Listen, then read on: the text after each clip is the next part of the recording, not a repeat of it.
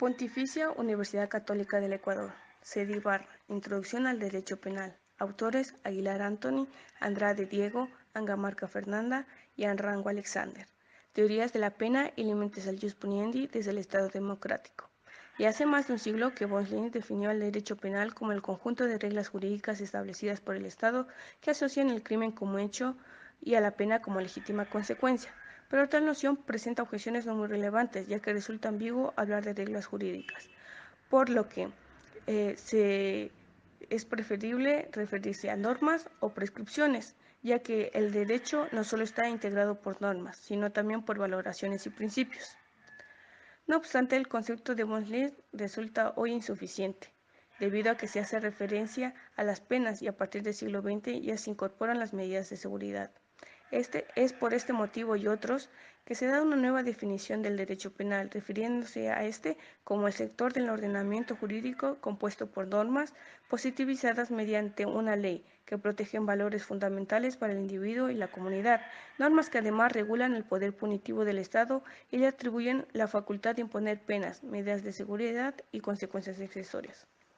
Para justificar el castigo penal, que presenta el principal instrumento del que se sirve el derecho penal, se presentan diversas teorías sobre su función y legitimidad. Teorías justificadoras de la pena. A la hora de justificar la pena se distinguen tres tipos de teorías: absolutas, relativas y mixtas. Teorías absolutas. Estas teorías constituyen teorías de la pena, pero no teorías a los fines de la pena. De esta teoría sobresalen las aportaciones de los idealismos de Kant y Hegel. Al repudiar Kant cualquier consideración utilitaria, la pena ha de ejecutarse aunque no proporcione ningún beneficio. Solo la ley del talión puede ofrecer con seguridad cualquier cantidad del castigo, de modo que la pena justa será igual a la ofensa, producirá un mal sensible idéntico al generado por el delito. Por el contrario, Hegel rechaza la igualdad sensible entre el mal del delito y el de la pena, pues ese entendimiento la ley del talión conduce al absurdo. Críticas a la formulación de las teorías absolutas. Klug alude a una despedida de Kant y Hegel, pues ni la justicia se entiende realizada en una pura represalia sin finalidad que lesiona la dignidad humana. El retribucionismo presenta aspectos positivos que permiten una lectura en clave garantista.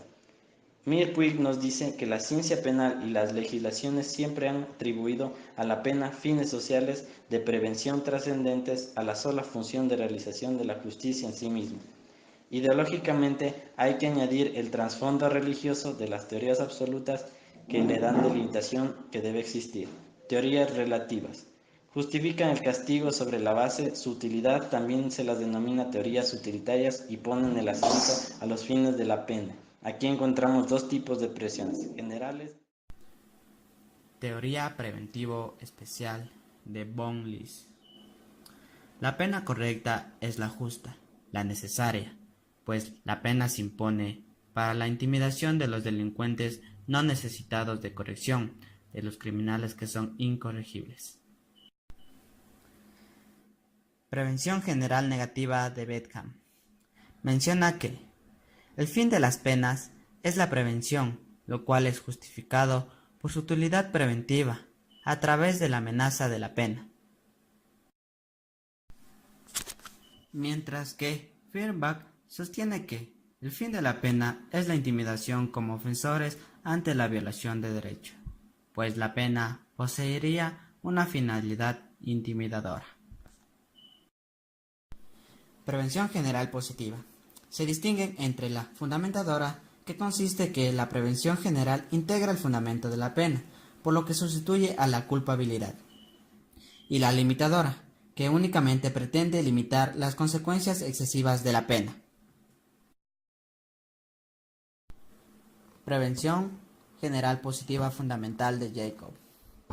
La pena posee una función preventiva, por lo que protege la interacción social en un sentido no limitatorio, sino como el ejercicio de la fidelidad hacia el derecho.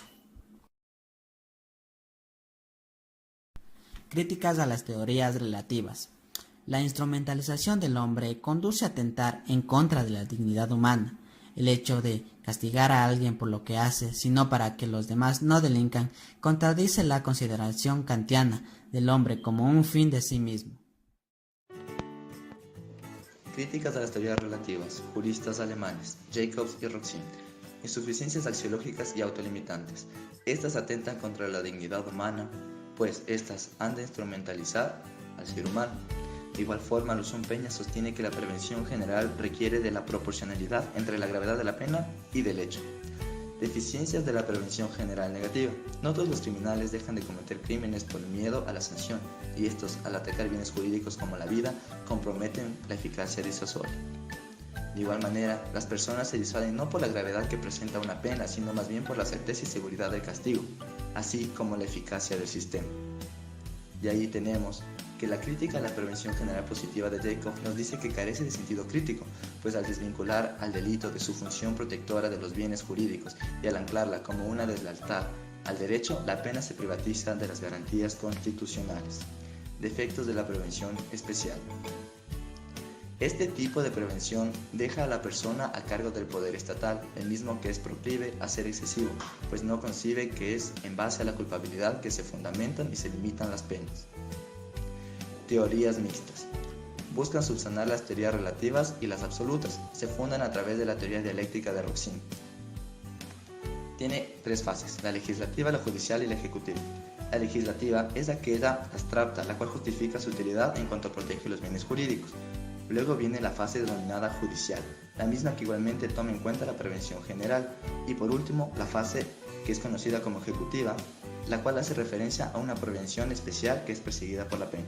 Por ello, podemos concluir que las justificaciones de las penas se ven en su utilidad